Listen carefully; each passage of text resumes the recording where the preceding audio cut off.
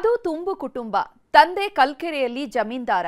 ಒಂದೇ ಮನೆಯಲ್ಲಿ ಅಣ್ಣ ತಮ್ಮ ಜೀವನ ನಡೆಸ್ತಾ ಇದ್ರು. ಆದ್ರೆ ವಾರ್ಗಿತ್ಯರ ವಾರ್ ದೊಡ್ಡ ಹೈಡ್ರಾಮಾ ಎಬ್ಬಿಸಿದೆ. ನಟಿ ಕಾವ್ಯ ಗೌಡ ಸಂಸಾರದ ಸುದ್ದಿ ಬೀದಿಗೆ ಬಿದ್ದಿದೆ.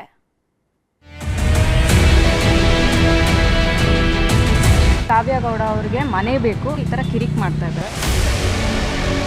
ಆಸ್ತಿ ಅಂತಾರಲ್ಲ, 18 ವರ್ಷದಿಂದ ಇಂಡಿಪೆಂಡೆಂಟ್ ಆಗಿ ದುಡಿತಾರ ಹುಡುಗಿ. ಧಾರಾವಾಹಿ ಅಂದ್ರೆ ಹೆಣ್ಮಕ್ಕಳಿಗೆ ಅದೇನೋ ಒಂಥರ ಹುಚ್ಚು. ಸೀರಿಯಲ್ ಕಥೆಗಳನ್ನ ತಮ್ಮನೆಯ ಕಥೆಗಳೇನೋ ಅನ್ನೋ ರೀತಿ ಫೀಲ್ ಮಾಡಿಕೊಂಡು ನೋಡ್ತಾರೆ. ಬೆಳಿಗ್ಗೆಯಿಂದ ರಾತ್ರಿವರೆಗೂ ಸೀರಿಯಲ್ನಲ್ಲೇ ಮುಳುಗೇಳ್ತಿರ್ತಾರೆ. ಇವತ್ತು ಏನಾಯ್ತು, ನಾಳೆ ಏನಾಗುತ್ತೆ ಅನ್ನೋ ಕುತೂಹಲದಲ್ಲೇ ದಿನ ಕಳೀತಿರ್ತಾರೆ. ಹೀಗಾಗಿಯೇ ಏನೋ ಸೀರಿಯಲ್ನವರು ಕೂಡ ಕೌಟುಂಬಿಕ ಕಥೆಗಳನ್ನೇ ಇಟ್ಕೊಂಡು 10 ಧಾರಾವಾಹಿ ಮಾಡುತ್ತಿದ್ದಾರೆ. ಇಷ್ಟು ದಿನ ಧಾರಾವಾಹಿಯಲ್ಲಿ ನಡೆಯುತ್ತಿದ್ದ ಸೀನ್ ಒಂದು ಧಾರಾವಾಹಿ ನಟಿಯೊಬ್ಬರ ಜೀವನದಲ್ಲಿ ರಿಯಲ್ ಆಗಿ ನಡೆದೋಗಿದೆ. ಸೊಸೆಯರಿಬ್ಬರ ನಡುವಿನ ಆಸ್ತಿ ಕಲಹ ಬೀದಿಗೆ ಬಂದು ನಿಂತಿದೆ.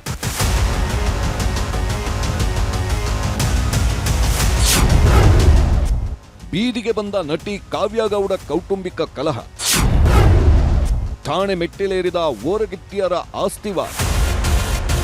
ಮನೆ ಅಂದಮೇಲೆ ಸಣ್ಣ ಪುಟ್ಟ ಜಗಳ ಕಾಮನ್. ಅದರಲ್ಲೂ ಓರಗಿತ್ತಿಯರಿದ್ರಂತೂ ಮುಗಿದೇ ಹೋಯ್ತು. ಹೆಸರಿಗಷ್ಟೇ ಅಕ್ಕ ತಂಗಿಯರು, ಆದ್ರೆ ಅಕ್ಕ ತಂಗಿಯರಂತೆ ಇರೋದು ತುಂಬಾ ಕಮ್ಮಿ. ಅದು ನಮ್ಮ ನಿಮ್ಮಂತೆ ಸಾಮಾನ್ಯ ಜನರಾದ್ರೂ ಅಷ್ಟೇ, ಸಿನಿಮಾ ನಟನಟಿಯರಾದ್ರೂ ಅಷ್ಟೇ. ಕೌಟುಂಬಿಕ ಕಲಹ ಅನ್ನೋದು ಸರ್ವೇ ಸಾಮಾನ್ಯ. ಕೆಲ ದಿನಗಳ ಹಿಂದೆ ಬಿಗ್ ಬಾಸ್ ಮಾಜಿ ಸ್ಪರ್ಧಿ ರಜತ್ ಹಾಗೂ ಆತನ ಅಕ್ಕನ ನಡುವಿನ ಆಸ್ತಿ ಕಲಹ ದೊಡ್ಡ ಸುದ್ದಿಯಾಗಿತ್ತು. ಮನೆ ವಿಷಯವಾಗಿ ನಡೆಯುತ್ತಿದ್ದ ಹೈಡ್ರಾಮಾ ದೊಡ್ಡ ಬ್ರೇಕಿಂಗ್ ನ್ಯೂಸ್ ಆಗಿತ್ತು. ಈಗ ರಾಧಾರಮಣ ಧಾರಾವಾಹಿ ಖ್ಯಾತಿಯ ಕಾವ್ಯ ಗೌಡರ ಆಸ್ತಿ ಕಲಹವೂ ಬೀದಿಗೆ ಬಂದು ಬಿದ್ದಿದೆ. ಮನೆ ವಿಷಯವಾಗಿ ಓರಗಿತ್ತಿಯರ ನಡುವೆ ಮಹಾಯುದ್ಧವೇ ಶುರುವಾಗಿದೆ. ಕಾವ್ಯ ಗೌಡ ಗಾಂಧಾರಿ ಸೀರಿಯಲ್ ಮೂಲಕ ಒಳ್ಳೆ ನೇಮು ಫೇಮು ಗಿಟ್ಟಿಸಿಕೊಂಡಿದ್ದ ನಟಿ. ಆಮೇಲೆ ರಾಧಾರಮಣ ಸೀರಿಯಲ್ನಲ್ಲಿ ಮತ್ತಷ್ಟು ಹೆಸರು ಮಾಡಿದ್ರು.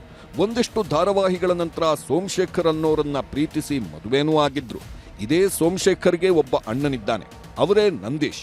ಇವರಿಗೆ ತಮ್ಮ ಸಂಬಂಧಿಯಾಗಿದ್ದ ಪ್ರೇಮ ಅನ್ನೋರ ಜೊತೆ ಮದುವೆಯಾಗಿದೆ. ಅಣ್ತಮ್ಮರಿಬ್ಬರು ಒಂದೇ ಮನೆಯಲ್ಲಿದ್ರು. ಹೀಗಾಗಿ ಅವರ ಪತ್ನಿಯರು ಕೂಡ ಕಲ್ಕೆರೆ ಬಳಿ ಇರುವ 3 ಅಂತಸ್ತಿನ ಕಟ್ಟಡದಲ್ಲಿ ಜೀವನ ನಡೆಸುತ್ತಿದ್ದಾರೆ. ಗ್ರೌಂಡ್ ಫ್ಲೋರ್ನಲ್ಲಿ ಅತ್ತೆ ಮಾವ ಇದ್ರೆ, ಮೊದಲನೇ ಮಹಡಿಯಲ್ಲಿ ನಂದೀಶ್ ಪ್ರೇಮ ಇದ್ದಾರೆ. 2ನೇ ಮಹಡಿಯಲ್ಲಿ ಸೋಮಶೇಖರ್ ಹಾಗೂ ಕಾವ್ಯ ದಂಪತಿ ಸಂಸಾರ ನಡೆಸುತ್ತಿದ್ರು. ಈಗ ಇದೇ ಮನೆಯ ವಿಷಯವಾಗಿ ಓರಗಿತ್ತಿಯರ ಜಗಳ ಶುರುವಾಗಿದೆ.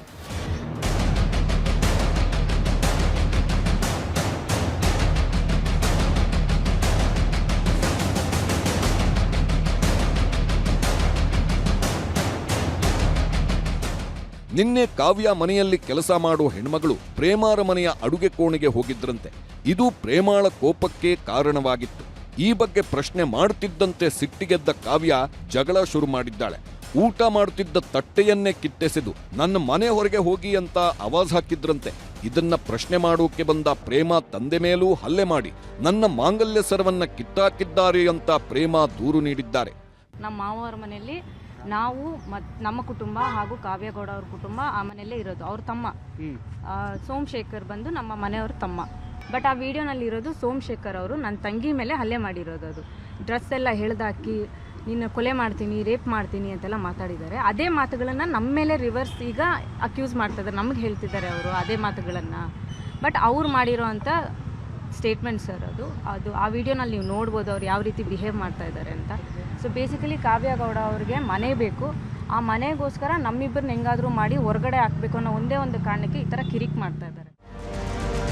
ಪ್ರೇಮ ಇಷ್ಟೆಲ್ಲ ಆರೋಪ ಮಾಡುತ್ತಿದ್ರೆ ಕಾವ್ಯ ಬೇರೆಯದ್ದೇ ಹೇಳುತ್ತಿದ್ದಾರೆ. ಪ್ರೇಮ ತಂದೆ ರವಿಕುಮಾರ್ ಮೇಲೆ ಗಂಭೀರ ಆರೋಪ ಮಾಡಿದ್ದಾರೆ. ಪ್ರೇಮ ಕುಟುಂಬಸ್ಥರೇ ನನ್ನ ಮಗಳ ಮೇಲೆ ಹಲ್ಲೆ ಮಾಡಿದ್ದಾರೆ, ಆಕೆಯ ತಂದೆ ನನ್ನನ್ನ ಅತ್ಯಾಚಾರ ಮಾಡುವುದಾಗಿ ಬೆದರಿಕೆ ಹಾಕಿದ್ರು. ಇದನ್ನ ಪ್ರಶ್ನೆ ಮಾಡಿದ್ದಕ್ಕೆ ನಾನೇ ಆಸ್ತಿ ವಿಷಯಕ್ಕೆ ಗಲಾಟೆ ಮಾಡುತ್ತಿದ್ದೀನಿ ಅಂತ ಬಿಂಬಿಸುತ್ತಿದ್ದಾರೆ ಅಂತ ಪ್ರತಿದೂರು ದಾಖಲಿಸಿದ್ದಾರೆ. ಕಾನೂನು ಪ್ರಕಾರ ಅವ್ರು ಏನು ತಗೋಬೇಕೋ ಅವ್ರು ತಗೊತಾರೆ. ಯಾರೆಷ್ಟೇ ಜನ ಏನೇ ಮಾತಾಡಿದ್ರು ನನಗೆ ಯಾವುದಕ್ಕೂ ಭಯ ಇಲ್ಲ. ಯಾಕಂದರೆ ನನಗೆ ನಂಬಿಕೆ ಇದೆ ಕಾನೂನು ನನ್ನ ಪರ ಬರುತ್ತೆ ಅಂತ. So it's okay. ಅವರು ಏನೇನು ಹೇಳ್ತಿದ್ದಾರೆ ಆಸ್ತಿ ಬಗ್ಗೆ ಅಂತೆ. ಆಸ್ತಿ ಒಂದು ಹೇಳ್ತೀನಿ, ನನ್ನ ಮದುವೆ ಆಗಿ 4 ವರ್ಷ ಆಯಿತು. ನನ್ನ ಮಾವನ ಕಡೆಯಿಂದ ಆಗಲಿ ಅಥವಾ ನನ್ನ ಗಂಡನ ಕಡೆಯಿಂದ ಆಗಲಿ ನನ್ನ ಬ್ಯಾಂಕ್ ಅಕೌಂಟಿಗೆ ₹1 ಅಂತ ನನ್ನ ಅಕೌಂಟಿಗೆ ತೋರಿಸ್ಬಿಟ್ರೆ ಆಸ್ತಿ ಅಂತಾರಲ್ಲ, ಆಸ್ತಿ ಅಂದರೆ 100% ಅಲ್ವಾ. ಗಂಡನ ಕಡೆಯಿಂದ ದುಡ್ಡು ಇಸ್ಕೋಬೇಕು, ಮಾವನ ಕಡೆಯಿಂದ ದುಡ್ಡು ಇಸ್ಕೊಳ್ಬೇಕು ಹಂಗಂತ ಬಂದಿದ್ದರೆ, ನನ್ನ ಅಕೌಂಟಿಗೆ ಬಂದಿದ್ದರೆ ಡೆಫಿನೆಟ್ ಆಗಿ ನಾನು ಅವ್ರಿಗೆ ಎಸ್ ಅಂತೀನಿ. ಇನ್ನು ಇದೇ ವಿಷಯವಾಗಿ ಮಾತನಾಡಿದ ನಟಿ ಕಾವ್ಯ ಸಹೋದರಿ ಭವ್ಯ, ನನ್ನ ತಂಗಿ ಮೇಲೆ ಅವರೇ ಹಲ್ಲೆ ಮಾಡಿದ್ದಾರೆ. ಇದನ್ನ ಪ್ರಶ್ನೆ ಮಾಡಿದ್ದಕ್ಕೆ ನಂದೀಶ್ ಅವರು ಮತ್ತೆ ಹಲ್ಲೆ ಮಾಡುವುದಕ್ಕೆ ಬಂದ್ರು. ಆದ್ರೀಗ ನಮ್ಮ ಮೇಲೆಯೇ ಕಂಪ್ಲೇಂಟ್ ಕೊಟ್ಟಿದ್ದಾರೆ ಅಂತ ಆರೋಪಿಸಿದ್ದಾರೆ. ಈ ತರ ಮಾಡ್ತಿದ್ದೀರಾ ಅಂತ ಕೇಳಕ್ ಹೋದಾಗ ಇಮಿಡಿಯೇಟ್ಲಿ ನಂದೀಶ್ ಅನ್ನೋರು ಅಂಡ್ ಅವರು ರವಿ ಮಾಸ್ಟರ್ ಅನ್ನೋರು ಇಮಿಡಿಯೇಟ್ ಆಗಿ ಬಂದು ಹೊಡಿಯಕ್ಕೆ ಸ್ಟಾರ್ಟ್ ಮಾಡ್ತಾರೆ. You can see this. So ಹಾಗಾಗಿ ಅದಾದ್ಮೇಲೆ ಅಲ್ಲಿಂದ ಬಂದು ಡೈರೆಕ್ಟ್ ನಾವು ಪೊಲೀಸ್ ಸ್ಟೇಷನ್ ಕಂಪ್ಲೇಂಟ್ ಮಾಡಿದ್ವಿ. ಅಲ್ಲಿ ಆಲ್ರೆಡಿ ಒಂದು ಡೈಲಮಾ ನಡೀತಾ ಇದೆ. ಸಡನ್ ಆಗಿ ನಾವು ಹೋದಾಗ ನಾವು ಹೋಗಿದ್ದು ಇಮಿಡಿಯೇಟ್ ನಮ್ಮ ಮೇಲೆ ಅಟ್ಯಾಕ್ ಆಗುತ್ತೆ ಸರ್. ಇದು ಒಟ್ನಲ್ಲಿ 4 ಗೋಡೆ ಮಧ್ಯೆ ಇರಬೇಕಿದ್ದ ವಿಷಯ ಬೀದಿಗೆ ಬಂದು ನಿಂತಿದೆ. ಇದರಲ್ಲಿ ಯಾರದ್ದು ಸರಿ ಯಾರದ್ದು ತಪ್ಪು ಅನ್ನೋದು ಪೊಲೀಸರ ತನಿಖೆ ನಂತರವೇ ಗೊತ್ತಾಗಬೇಕಿದೆ. Madesh, crime bureau, news 18 Bengaluru. ಲಕ್ಕುಂಡಿಯಲ್ಲಿ ದಿನಕ್ಕೊಂದು ಅಚ್ಚರಿಯ ಸಂಗತಿ ಬೆಳಕಿಗೆ ಬರ್ತಾ ಇದೆ. ಉತ್ಖನನ ನಡೀತಾ ಇರೋ ಹೊತ್ತಲ್ಲೇ ರಹಸ್ಯ ಗುಹೆಯೊಂದು ಪತ್ತೆಯಾಗಿದೆ. ಈ ಜಾಗದಲ್ಲಿ ಬಂಗಾರದ ಖಜಾನೆಯೇ ಇದೆ ಅನ್ನುವಂತಹ ಮಾತುಗಳು ಕೇಳಿ ಬರ್ತಿವೆ. ಮಲ್ಲರಾಯನ ಕಟ್ಟೆಯ ಭಾಗದಲ್ಲಿರ್ತಕ್ಕಂಥ ಗುಹೆ, ಈ 7 ಎಡೆಯ ಸರ್ಪ ಕೂಡ ಓಡಾಡ್ತಿದೆ. ಇಲ್ಲಿ ಒಂದು ಮಲ್ಲರಾಯನ ಕಟ್ಟೆಯ ಬಳಿಯಲ್ಲಿರ್ತಕ್ಕಂಥ ಒಳಗಡೆ ಇರ್ತಕ್ಕಂಥ ಗುಹೆ, ನಿಧಿ ಎಲ್ಲಿರುತ್ತೆ ಅಲ್ಲಿ ಸರ್ಪಗಳು ಕೂಡ ಕಾಯ್ತವೆ. ಗದಗ ಜಿಲ್ಲೆಯ ಲಕ್ಕುಂಡಿಯಲ್ಲಿ ನಾಗ ವಿಸ್ಮಯಗಳು ನಿಲ್ಲೋ ಹಾಗೆ ಕಾಣ್ತಿಲ್ಲ. ದಿನಕ್ಕೊಂದರಂತೆ ನಾಗ ರಹಸ್ಯ ಬಯಲಾಗ್ತಾನೇ ಇದೆ. ಮೊನ್ನೆ ತಾನೇ 7 ಹೆಡೆಯ ನಾಗನ ಮೂರ್ತಿ ಪ್ರತ್ಯಕ್ಷವಾಗಿತ್ತು. ಈ ಊರಲ್ಲಿ ನಾಗ ನಡೆ ಇದೆ ಅನ್ನೋದನ್ನ ಈ ಮೂರ್ತಿಗಳೇ ಸಾರಿ ಹೇಳಿದ್ವು. ಅದರ ಬೆನ್ನಲ್ಲೇ ಈಗ ಮತ್ತೊಂದು ಅಚ್ಚರಿ ಬಯಲಾಗಿದೆ. ನಿಧಿಗಾಗಿ ಶೋಧ ನಡೀತಾ ಇರೋ ಹೊತ್ತಲ್ಲೇ ರಹಸ್ಯ ಗುಹೆಯೊಂದು ಪತ್ತೆಯಾಗಿದೆ. ಆದ್ರೆ ಈ ಗುಹೆಗೂ ನಾಗನ ದಿಗ್ಬಂಧನವಾದಂತೆ ಕಾಣ್ತಾ ಇದೆ. ಗುಹೆಯ ಮುಂದೆಯೇ ಬೃಹತ್ ನಾಗನ ಮೂರ್ತಿಗಳನ್ನ ಪ್ರತಿಷ್ಠಾಪಿಸಿದ್ದಾರೆ. ಗುಹೆಯೊಳಗೆ ಇದೆಯಂತೆ ಬಂಗಾರದ ಖಜಾನೆ. ರಹಸ್ಯ ಗುಹೆಯ ಸುತ್ತ ನಾಗಕಲ್ಲಿನ ಕಾವಲು. ಇಲ್ಲೇ ನಿಧಿ ಐತಿ ಅಂತಂದು ಅದು ಕಾವಲು ಕಾಯ್ತಿತ್ತಂತ. ರಮಾಶಿ ಹುಣ್ಣಿಗೊಮ್ಮೆ ಹೊರ ಬರ್ತಿತ್ತಂತ. ಅದು ನಮ್ಮ ಅಜ್ಜಾರು ಕಂಡಾರ, ನಮ್ಮ ಅಪ್ಪಾರು ಕಂಡಾರೆ ಸರ್. ಆದ್ರೆ ನಿಧಿ ಇರೋದು ಮಾತ್ರ ಗ್ಯಾರಂಟಿ. ಲಕ್ಕುಂಡಿ ಅನ್ನೋದು ರಹಸ್ಯಗಳ ತವರು ಮನೆಯಾದಂತಿದೆ. ಒಂದ್ ಕಡೆ ಉತ್ಖನನ ನಡೀತಾ ಇದ್ರೆ ಇನ್ನೊಂದ್ ಕಡೆ 10 ಅಚ್ಚರಿಯ ಸಂಗತಿಗಳು ಹೊರಬೀಳ್ತಿವೆ. ಈಗ ಈ ನಿಗೂಢ ಗುಹೆ ಸದ್ದು ಮಾಡ್ತಾ ಇದೆ. ಈ ಗುಹೆ ಮುಂದೆ 2 ಹೆಡೆಯ ನಾಗರ ಕಲ್ಲುಗಳನ್ನ ಪ್ರತಿಷ್ಠಾಪಿಸಲಾಗಿದ್ದು ಇಲ್ಲೇ ಬಂಗಾರದ ಖಜಾನೆ ಇದೆ ಅಂತ ಹೇಳಲಾಗ್ತಾ ಇದೆ. ಆಗಾಗ ಈ ಜಾಗದ ಸುತ್ತಮುತ್ತ ಹಾವುಗಳು ಕಾಣಿಸಿಕೊಳ್ತವಂತೆ. ವಿಚಿತ್ರ ಅಂದ್ರೆ ಕೆಲವು ಸಂದರ್ಭಗಳಲ್ಲಿ ಈ ಗುಹೆಯಿಂದ ಧೂಪದ ವಾಸನೆ ಬರುತ್ತಂತೆ. ಇದು ಇವತ್ತಿಗೂ ನಿಗೂಢವಾಗಿಯೇ ಉಳಿದಿದೆ. ಹೀಗಾಗಿ ಈ ಗುಹೆಯೊಳಗೆ ಅಪಾರ ಸಂಪತ್ತು ಇದೆ ಅಂತ ಇಲ್ಲಿನ ಜನ ನಂಬ್ಕೊಂಡಿದ್ದಾರೆ. ಇಲ್ಲೇ ನಿಧಿ ಐತಿ ಅಂತಂದು ಅದು ಕಾವಲು ಕಾಯ್ತಿತ್ತಂತ. ಅದು ಸೋಮವಾರ, ಮಂಗಳವಾರ, ಶುಕ್ರವಾರ, ಅಮಾಸೆ ಹುಣ್ಣಿಗೊಮ್ಮೆ ಹೊರ ಬರ್ತಿತ್ತಂತ. ಅದು ಬಂದ್ರೆ ಏನು ಗೊತ್ತಂದ್ರೆ ಲೋಬಾನ್ ಹಾಕುವಂತ ಸುವಾಸನೆ ಬರ್ತಿತ್ತಂತ. ಶುಕ್ರವಾರ, ಅಮಾಸೆ ಹುಣ್ಣಿಗೊಮ್ಮೆ ಹೊರ ಬರ್ತಿತ್ತಂತ. ಅದು ನಮ್ಮ ಅಜ್ಜಾರು ಕಂಡಾರ, ನಮ್ಮ ಅಪ್ಪಾರು ಕಂಡಾರೆ ಸರ್. ಆದ್ರೆ ನಿಧಿ ಇರೋದು ಮಾತ್ರ ಗ್ಯಾರಂಟಿ. ಲಕ್ಕುಂಡಿ ರಾಜ ಮಹಾರಾಜರು ಆಳಿದ ಐತಿಹಾಸಿಕ ಸ್ಥಳ. ಈ ಜಾಗದಲ್ಲಿ 10 ದಾಳಿಗಳೇ ನಡೆದು ಹೋಗಿವೆ. 9-10ನೇ ಶತಮಾನದಲ್ಲಿ ರಾಷ್ಟ್ರಕೂಟರು ಇಲ್ಲಿ ಆಳ್ವಿಕೆ ಮಾಡ್ತಾ ಇದ್ರು. ಅಂದು ತಮ್ಮ ರಾಜ್ಯ ಕಾಪಾಡೋದಕ್ಕೆ ಪ್ರಾಣ ತೆತ್ತ ವೀರ ಸೈನಿಕರ ನೆನಪಿಗಾಗಿ ವೀರಗಲ್ಲು ನಿರ್ಮಾಣ ಮಾಡ್ತಾ ಇದ್ರು.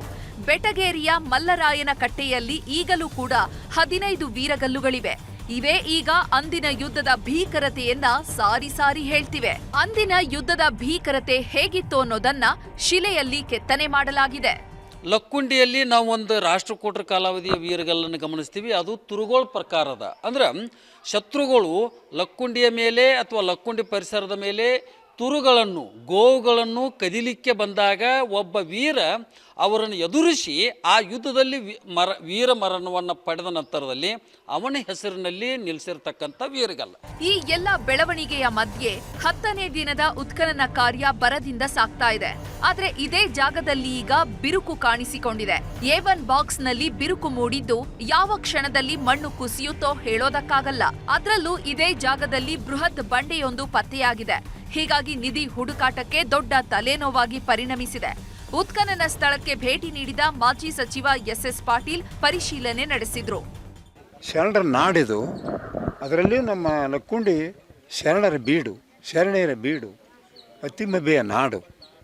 ಇಂಥ ನಾಡಿನಲ್ಲಿ ಬಹುಶಃ ಗುದ್ದಾಟ, ತ್ರಾಸು ಎಲ್ಲ ನಮ್ಮ ಲಕ್ಕುಂಡಿ ಉತ್ಸವಕ್ಕೆ ಬರ್ತಾವೆ. ಉಳಿದವ್ರಿಗೆ ಬರೋದೇ ಇಲ್ಲ ಅವು. ಎಲ್ಲ ಉತ್ಸವಕ್ಕೆ ನಮ್ಮ ಲಕ್ಕುಂಡಿ ಉತ್ಸವನ ಮಾಡೋದು ನಿಲ್ಲಿಸ್ಬಿಡ್ತಾರೆ.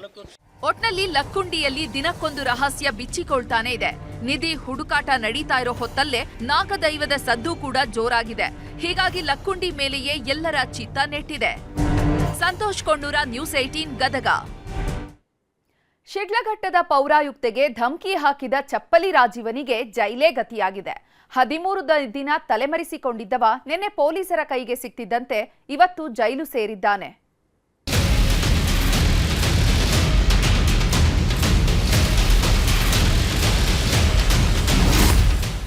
13 ದಿನಗಳಿಂದ ತಲೆ ಮರೆಸಿಕೊಂಡಿದ್ದ ಧಮಕಿ ರಾಜೀವ್ ಗೌಡ ಕಂಬಿ ಹಿಂದೆ ಹೋಗಿದ್ದಾನೆ. ಶಿಡ್ಲಘಟ್ಟ ಕೋರ್ಟ್ ರಾಜೀವ್ ಗೌಡನಿಗೆ 14 ದಿನ ನ್ಯಾಯಾಂಗ ಬಂಧನಕ್ಕೆ ಒಪ್ಪಿಸಿದೆ. ಪೌರಾಯುಕ್ತೆಗೆ ಫೋನ್ನಲ್ಲದೆ ಪ್ರತಾಪ ತೋರಿಸಿ ಅವಾಚ್ಯ ಪದಗಳನ್ನ ಬಳಸಿ ಧಮಕಿ ಹಾಕಿದ್ದ. ದೂರು ದಾಖಲಾಗ್ತಿದ್ದಂತೆ ಚಿಕ್ಕಬಳ್ಳಾಪುರದಿಂದ ಬೆಂಗಳೂರಿಗೆ, ಬೆಂಗಳೂರಿನಿಂದ ಮಂಗಳೂರಿಗೆ, ಮಂಗಳೂರಿನಿಂದ ಕೇರಳದ ಮಲ್ಲಪುರಂಗೆ ಹೋಗಿ ರಾಜೀವ್ ಗೌಡ ತಲೆ ಮರೆಸಿಕೊಂಡಿದ್ದ. ಆದ್ರೆ ಪೊಲೀಸರ ಟೆಕ್ನಾಲಜಿ ಆಟದ ಮುಂದೆ ರಾಜೀವನ ಕಳ್ಳಾಟ ಹೆಚ್ಚು ದಿನ ನಡೆಯಲಿಲ್ಲ. ನಿನ್ನೆ ಸಂಜೆ ಕೇರಳದ ಮಲ್ಲಾಪುರಂನಲ್ಲಿ ಬಂಧಿಸಿದ ಪೊಲೀಸರು ಮಧ್ಯರಾತ್ರಿನೇ ಚಿಕ್ಕಬಳ್ಳಾಪುರಕ್ಕೆ ಕರ್ಕೊಂಡು ಬಂದ್ರು.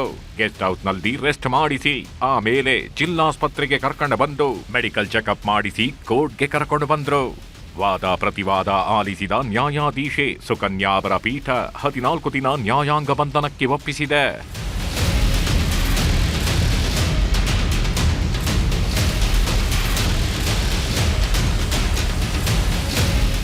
ರಾಜೀವ್ ಗೌಡ ತಲೆ ಮರೆಸಿಕೊಂಡು ಓಡಾಡ್ತಾ ಮಂಗಳೂರಿಗೆ ಹೋಗಿದ್ದ. ಮಂಗಳೂರಲ್ಲಿ ರಾಜೀವನ ಡಿಯರ್ ಫ್ರೆಂಡ್ ಮೈಕಲ್ ಅನ್ನೋನು ಆರೋಪಿಗೆ ಆಶ್ರಯ ಕೊಟ್ಟ ಕೇಸ್ನಲ್ಲಿ ಪೊಲೀಸರು ಬಂಧಿಸಿ ಕರ್ಕೊಂಡು ಬಂದು ಕೋರ್ಟ್ಗೆ ಹಾಜರುಪಡಿಸಿದ್ರು. ಮೊದಲು ರಾಜೀವನ ಪರ ವಕೀಲ ವಿವೇಕ್ ಸುಬ್ಬಾರೆಡ್ಡಿ ವಾದ ಮಂಡಿಸಿದ್ರು. BNS 132 ಅಡಿ ಕೇಸ್ ಹಾಕಿದ್ದಾರೆ. ಇದು ಮಾತ್ರ ಜಾಮೀನು ರಹಿತ ಕೇಸ್. ಉಳಿದ ಸೆಕ್ಷನ್ಗಳೆಲ್ಲ ಬೇಲೆಬಲ್ ಕೇಸ್. ಆರೋಪಿ ಫೋನ್ನಲ್ಲಷ್ಟೇ ಮಾತನಾಡಿದ್ದಾರೆ. ದೈಹಿಕವಾಗಿ ಹೋಗಿ ಎಲ್ಲೂ ನಿಂದಿಸಿಲ್ಲ. BNS ಸೆಕ್ಷನ್ 74-79 ಇತ್ತೀಚೆಗೆ ಹಾಕಿದ್ದಾರೆ. BNS ಸೆಕ್ಷನ್ 74-79 ಅಡಿ ಬಂಧಿಸಿದ್ರೂ ಅಷ್ಟೇ ಶಿಕ್ಷೆ 7 ವರ್ಷಕ್ಕಿಂತ ಕಡಿಮೆ. ಹೀಗಾಗಿ ಬೇಲ್ ನೀಡಿ. ಆರೋಪಿಯ ಮೊಬೈಲ್ ಇನ್ನೂ ಸೀಸ್ ಆಗಿಲ್ಲ. 12 ದಿನಗಳಿಂದ ಸಾಕಷ್ಟು ಕಡೆ ತಲೆಮರೆಸಿಕೊಂಡಿದ್ರು. ಅಲ್ಲಿ ಎಲ್ಲಾ ಕಡೆ ಹೋಗಿ ಮಹಾಜರು ಮಾಡಬೇಕಿದೆ. ತೀರಾ ಕೆಟ್ಟದಾಗಿ ಮಾತನಾಡಿದ್ದಕ್ಕೆ BNS 132 ಹಾಕಿದ್ದಾರೆ. ಎಲ್ಲರ ಮುಂದೆ ಹೇಳೋಕ್ಕಾಗಲ್ಲ, ಅಷ್ಟು ಕೆಟ್ಟ ಪದ. ಆಡಿಯೋ ದಾಖಲೆ ಕೊಟ್ಟಿದ್ದೀವಿ, ನ್ಯಾಯಾಧೀಶರು ಕೇಳಬೇಕು. ಆಮೇಲೆ ಆರೋಪಿಯನ್ನ ಪೊಲೀಸ್ ಕಸ್ಟಡಿಗೆ ನೀಡಬೇಕು. ದೂರು ಕೊಟ್ಟ ಮೇಲೆ ಸಂಧಾನ ಕೂಡ ಆಗಿದೆ. ಆರೋಪಿ ಈಗಾಗಲೇ ಕ್ಷಮೆನೂ ಕೇಳಿದ್ದಾರೆ. ಆದರೂ ಉದ್ದೇಶಪೂರ್ವಕವಾಗಿ ದೂರು ನೀಡಿದ್ದಾರೆ. ರಾಜಕೀಯ ಒತ್ತಡ ಇಲ್ಲಿ ಕೆಲಸ ಮಾಡಿದೆ ಅಷ್ಟೇ. ಜೈಲಿಗೆ ಹಾಕಬೇಕು ಅಂತಾನೆ ದೂರು ಕೊಡಿಸಿದ್ದಾರೆ. ಕೋರ್ಟ್ ಯಾವುದೇ ಕಂಡೀಷನ್ ಹಾಕಿದ್ರೂ ಓಕೆ. ದಯವಿಟ್ಟು ಇದೆಲ್ಲ ನೋಡಿ ಜಾಮೀನು ಕೊಡಿ. ಹೀಗೆ ವಾದ ಪ್ರತಿವಾದ ಕೇಳಿದ ನ್ಯಾಯಾಧೀಶೆ ಸುಕನ್ಯಾ ಅವರ ಪೀಠ ಆದೇಶವನ್ನ 1 ಗಂಟೆ ಕಾಯ್ದಿರಿಸಿತ್ತು. ರಾಜೀವ್ ಗೌಡ ಹಾಕಿದ್ದ ಧಮಕಿ ಆಡಿಯೋ ದಾಖಲೆಗಳನ್ನ ನೋಡಿದ ಮೇಲೆ ರಾಜೀವನನ್ನ 14 ದಿನ ನ್ಯಾಯಾಂಗ ಬಂಧನಕ್ಕೆ ಒಪ್ಪಿಸಿದ್ರು. ಇನ್ನೊಂದ್ ಕಡೆ ರಾಜೀವನಿಗೆ ಆಶ್ರಯ ಕೊಟ್ಟಿದ್ದ ಆರೋಪಿ ಮೈಕಲ್ಗೆ ಷರತ್ತುಬದ್ಧ ಜಾಮೀನು ಮಂಜೂರು ಮಾಡಿದ್ರು. ಸದ್ಯಕ್ಕೆ ರಾಜೀವನನ್ನ ಚಿಂತಾಮಣಿ ಕಾರಾಗೃಹಕ್ಕೆ ಶಿಫ್ಟ್ ಮಾಡಲಾಗಿದೆ. ಒಟ್ನಲ್ಲಿ ಮಾಡಿದ್ದುಣ್ಣೋ ಮಹಾರಾಯ ಅನ್ನೋ ಹಾಗೆ ಮಾಡಿದ ತಪ್ಪಿಗೆ ಧಮಕಿ ರಾಜೀವ ಜೈಲು ಸೇರಿದ್ದಾನೆ. ಮಂಜು ಆರ್ಯ ಜೊತೆ ದತ್ತಾತ್ರೇಯ, ನ್ಯೂಸ್ 18 ಚಿಕ್ಕಬಳ್ಳಾಪುರ. ಆ ತಾಯಿಗೆ 2 ಗಂಡು ಮಕ್ಕಳು. ಮೊದಲನೆಯವನಿಗೆ ಮದುವೆ ಆಗಿತ್ತು. 2ನೇ ಮಗನಿಗೆ ಹುಡುಗಿ ನೋಡ್ತಾ ಇದ್ರು. ಆದ್ರೆ ಆಸ್ತಿಲಿ ಪಾಲ್ಬೇಕು ಅಂತ ಕಾಟ ಕೊಡ್ತಿದ್ದವ ಹೆತ್ತವಳ ತಲೆ ಬುರುಡೆ ಛಿದ್ರ ಛಿದ್ರ ಮಾಡಿದ್ದಾನೆ.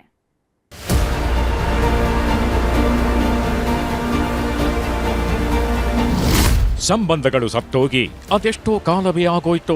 ಆಸ್ತಿ ಅಂತಸ್ತು ಅಂತ ಬಂದ್ರೆ ನಮ್ಮವರೇ ನಮಗೆ ಮುಳುವಾಗಿ ಬಿಡ್ತಾರೆ. ಕಾಸಿನ ಮುಂದೆ ಮನುಷ್ಯತ್ವಕ್ಕೆ ಕಿಂಚಿತ್ತು ಬೆಲೆ ಕೊಡ್ತಿಲ್ಲ. ಜೀವಕ್ಕೆ ಜೀವ ಅನ್ನೋ ತಂದೆ ತಾಯಿಯನ್ನೇ ಬಲಿ ಹಾಕೋ ಲೆವೆಲ್ಗೆ ಬಂದು ನಿಂತಿದ್ದಾರೆ. ಇವನು ಕೂಡ ಇದೇ ಜಾಯಮಾನಕ್ಕೆ ಸೇರಿದ ನರ ರಾಕ್ಷಸ. 9 ತಿಂಗಳು ಹೊತ್ತು ಹೆತ್ತು ಸಾಕಿದವಳನ್ನೇ ಆಸ್ತಿ ವಿಷಯಕ್ಕೆ ಕೊಂದು ಹಾಕಿದ್ದಾನೆ. ಆಸ್ತಿಗಾಗಿ ಪೀಡಿಸ್ತಿದ್ದ ಹೆತ್ತವಳನ್ನೇ ಕೊಂದು ಹಾಕಿದ. 2 ಲಕ್ಷ ಕಾಸಿಗೆ ಬಿತ್ತು ಜನ್ಮ ಕೊಟ್ಟವಳ ಹೆಣ. ಭೂಮಿ ಮೇಲೆ ಕಾಸು ಕೊಟ್ರೆ ಏನ್ ಬೇಕಾದ್ರೂ ಸಿಗತ್ತೆ ಅಂದುಕೊಂಡಿದ್ದನ್ನ ಕ್ಷಣ ಮಾತ್ರದಲ್ಲಿ ಕಣ್ಣು ಮುಂದೆ ತರಬಹುದು. ಆದ್ರೆ ತಾಯಿ ಪ್ರೀತಿಗೆ ಕೋಟಿ ಕೊಟ್ರೂ ಸಿಗಲ್ಲ. ಭಗವಂತ ಅನ್ನಿಸಿಕೊಂಡವನೇ ತಾಯಿ ಪ್ರೀತಿಗೆ ಶರಣಾಗಿ ಹೋಗಿದ್ದಾನೆ. ಅಂಥದ್ರಲ್ಲಿ ಈ ಪಾಪಿಗಳು ಹೆತ್ತವಳ ಎದೆ ಬಗೆಯೋ ಕೆಲಸ ಮಾಡ್ತಿದ್ದಾರೆ. ಹಣದ ಮೋಹಕ್ಕೆ ಬಿದ್ದವರು ಜೀವ ಕೊಟ್ಟವಳ ಜೀವವನ್ನೇ ತೆಗೆಯೋ ಕೆಲಸ ಮಾಡ್ತಿದ್ದಾರೆ. ಈ ತಾಯಿಯ ಹೆಸರು ಚಂದವ್ವ ಅಂತ.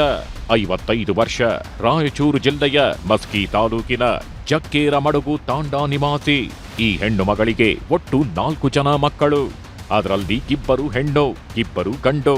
ಹೆಣ್ಣು ಮಕ್ಕಳಿಗೆಲ್ಲ ಮದುವೆ ಮಾಡಿ ಮುಗಿಸಿದ್ರು. ದೊಡ್ಡ ಮಗ ಕುಮಾರನಿಗೂ ಇತ್ತೀಚೆಗೆ ಮದುವೆ ಮಾಡಿದ್ರು. ಹೆಂಡತಿ ಮನೆಗೆ ಬರ್ತಿದ್ದಂತೆ ಮಗ ಅನ್ನಿಸಿಕೊಂಡವ ರಾಕ್ಷಸನಾಗಿದ್ದ. ಹೆತ್ತವಳು ಅನ್ನೋದನ್ನ ಮರೆತು ಬೇರೆ ಹೋಗೋದಕ್ಕೆ ರೆಡಿಯಾಗಿ ನಿಂತಿದ್ದ. ಆಸ್ತಿಯಲ್ಲದೆ ಪಾಲು ಕೊಡುವಂತ ನಿತ್ಯ ಕಾಡಿಸ್ತಿದ್ದ. ಆದ್ರೆ ಚಂದವ್ವ ಮಾತ್ರ ಇದಕ್ಕೆ ಸುತಾರಾಮ್ ಒಪ್ಪಿರ್ಲಿಲ್ಲ. ಕಿರಿ ಮಗನಿಗೆ ಮದುವೆ ಮಾಡಿದ್ಮೇಲೆ ಏನ್ ಬೇಕಾದ್ರೂ ಮಾಡ್ಕೊಳ್ಳಿ ಅಂತಿದ್ಲು. ಜಗಳಾಗಿತ್ತಂತ ಸರ್, ಅವ್ರ ಮನ್ಯಾಗ ಸರ್. ಇದ್ರ ಸಲಾಗಿ ನಿನ್ನೆ ಸಾಯಂಕಾಲ ಅವರು ದೊಡ್ಡ ಮಗ ಕಲ್ ತಗೊಂಡ ತಲೆ ಮೇಲೆ ಒಕ್ಕಟ್ಬಿಟ್ಟ ಸರ್. ಕಲ್ ತಗೊಂಡು ಹೊಡೆದ. ಏನಿದ್ದೆ ಮುಂದೆ ನಾ ಒಂದ್ ಸ್ವಲ್ಪ ದೂರ ಇದ್ದೆ ರೀ, ಇದ್ದಿಲ್ಲ. ಅಲ್ಲಿಂದ ಬಿಡ್ಸಕ್ ಹೋಗಿದ್ದೆ ನೀನು? ಬಿಡಿಸ್ಬಿಟ್ಟು ಹೋಗಿದ್ರಿ, ತಿರ್ಗಾ ಮುಂದೆ ಅಲ್ಲಿ ಒಂದ್ ಸ್ವಲ್ಪ ಮುಂದೆ ಹೋಗಿದ್ರಿ, ಅಷ್ಟೊತ್ತಿಗೆ ಹೊಡೆದ್ಬಿಟ್ಟು. ಕೂಲಿ ನಾಲಿ ಮಾಡ್ತಿದ್ದ ಹಿರಿಮಗ ಕುಮಾರ ಬೆಂಗಳೂರಿಗೆ ಹೋಗಿದ್ದ. ಅಲ್ಲದೆ ಒಂದಿಷ್ಟು ತಿಂಗಳು ಕೆಲಸ ಮಾಡಿಕೊಂಡಿದ್ದ. ಇತ್ತೀಚೆಗೆ ಊರಿಗೆ ಬಂದು 2 ಲಕ್ಷ ಹಣ ಬೇಕು ಅಂತ ತಾಯಿಯನ್ನ ಪೀಡಿಸೋದಕ್ಕೆ ಆರಂಭಿಸಿದ್ದಾನೆ. ಯಾವಾಗ ಹೆತ್ತವಳು ಇಲ್ಲ ಅಂದ್ಲೋ ನನ್ನ ಪಾಲಿನ ಆಸ್ತಿಯನ್ನ ನನಗೆ ಕೊಡುವಂತ ಕಾಟ ಕೊಡ್ತಿದ್ದ. ಆಗಲೂ ಚಂದವ್ವ ಹೇಳಿದ್ದೊಂದೇ, ನಿನ್ನ ತಮ್ಮನ ಮದುವೆ ಆಗ್ಲಿ ಅಂತ. ಇದರಿಂದ ರೊಚ್ಚಿಗೆದ್ದ ಕುಮಾರ ಹೆತ್ತವಳ ಜೊತೆ ಜಗಳ ಶುರು ಮಾಡಿದ್ದಾನೆ. ಮಾತಿಗೆ ಮಾತು ಬೆಳೀತಿದ್ದಂತೆ ತಮ್ಮನ ಕಣ್ಣೆದುರೇ ಹೆತ್ತವಳನ್ನ ಕೊಂದು ಹಾಕಿದ್ದಾನೆ. ಬಂಡೆಗಲ್ಲನ್ನ ತಲೆ ಮೇಲೆ ಎತ್ತಾಕ್ತಿದ್ದಂತೆ ಚಂದವ್ವ ನರಳಿ ನರಳಿ ಪ್ರಾಣ ಬಿಟ್ಟಿದ್ದಾಳೆ. ನಾವು ತಾಯಿಗೆ ರುಪೀಸ್ 2 lakhs ಕೇಳಿದ್ದಾರೆ. ಬಟ್ ತಾಯಿಯವರ ಹತ್ರ ಅಷ್ಟು ದುಡ್ಡು ಇರಲಿಲ್ಲ. ಸೊ ಅವರು ಕೊಡೋಕ್ಕಾಗಲ್ಲ ಅಂದಿದ್ರು. ಆವಾಗ ಮಾತು ಚಕಮಕಿಯಾಗಿ ಹೊಡಿಬಡಿ ಆಗಿದೆ. ಅದಾದಮೇಲೆ ಅವರು ತಾಯಿಗೆ ಮಗ ಹೊಡೆದಿದ್ದಾನೆ. ಬಟ್ ಸದ್ಯಕ್ಕೆ ಏನು ಮಾಹಿತಿ ಇದೆ, ಇದು ಮೇನ್ಲಿ ಪ್ರಾಪರ್ಟಿ ಡಿಸ್ಪ್ಯೂಟ್ ರಿಗಾರ್ಡಿಂಗ್ ಆಗಿದೆ. ಒಟ್ಟಿನಲ್ಲಿ ಆಸ್ತಿ ಆಸೆಗೆ ಬಿದ್ದವ ಹೆತ್ತವಳನ್ನೇ ಕೊಂದು ಜೈಲು ಸೇರಿದ್ದಾನೆ. ಭೂಮಿ ಮೇಲೆ ಇಂಥ ಮಕ್ಕಳು ಇರ್ತಾರೆ ಅನ್ನೋದಕ್ಕೆ ಇವನೇ ಜೀವಂತ ಸಾಕ್ಷಿ. ವಿಶ್ವನಾಥ್ ಹೂಗಾರ್, ನ್ಯೂಸ್ 18 ರಾಯಚೂರು.